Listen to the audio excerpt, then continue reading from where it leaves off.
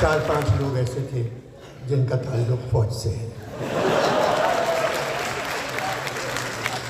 جمہوریت میں جو بھی حکومت ہو ہمیں اس کی عزت کرنا چاہیے، ہمیں ان کی حفاظت کرنا چاہیے، کیونکہ وہ ہماری حفاظت نہیں کرتے۔ مگر حکومت جمہوری ہے، ہماری فوج بہت طاقتور ہے، اس لیے ہر جمہوریت میں وزیر اعظم سے لے کر سارے وزیر بچہ جمہورہ بن جاتے ہیں۔ ڈگڈگی ہلا کر کوئی ان سے کہتا ہے اوئے بچہ جمہورہ کھڑے ہو جاؤ، وہ کھڑے ہو جاتے ہیں۔ اوئے بچہ جمہورہ اب چل، سب چلے جاتے ہیں۔ بچہ جمہورہ کا تماشا ہم سڑکوں پر 75 سال سے دیکھ رہے ہیں۔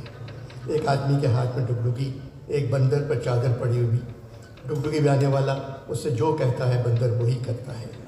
ایک تھیوری ہے کہ انسان پہلے بندر تھا، مگر نئی تھیوری یہ ہے پاکستان میں جمہوری حکومت میں انسان سے بندر بن جاتا ہے۔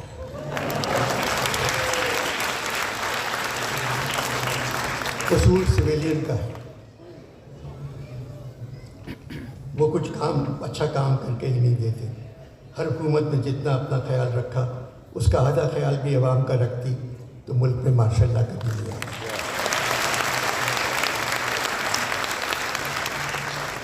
75 برسوں میں فوج نے تقریباً 35 برس ہم پر حکومت کی ہے۔ 35 برس تو یوں ہی کہہ گیا، 75 برسوں میں تقریباً 74 برس فوج نے ہم پر حکومت کی ہے، آج بھی کر رہی ہے۔ اس میں فوج سے کہیں زیادہ ہمارا قصور ہے۔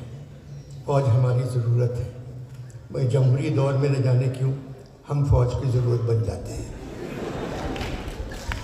جو سپاہی حکم کے تحت قتل کرتا ہے یا جو سرکاری ملازم قوانین کی تکمیل کروانے میں کسی کو اذیت پہنچاتا ہے، وہ خود کو ذمہ داری سے آزاد سمجھتا ہے کہ حکم کے نوکر ہیں۔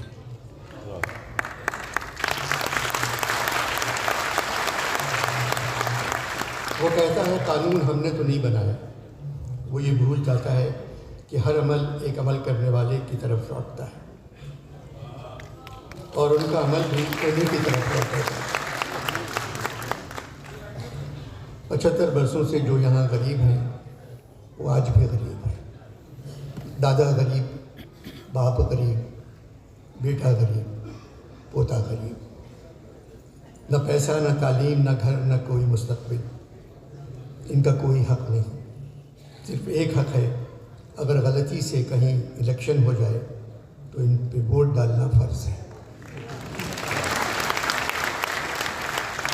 75 برسوں سے یہاں جو تخت پر بیٹھے ہوئے ہیں، دادا تخت پر، باپ تخت پر، بیٹا تخت پر، بیٹی تخت پر، پھر پوتا تخت پر، ایسا نہیں ہونا چاہیے۔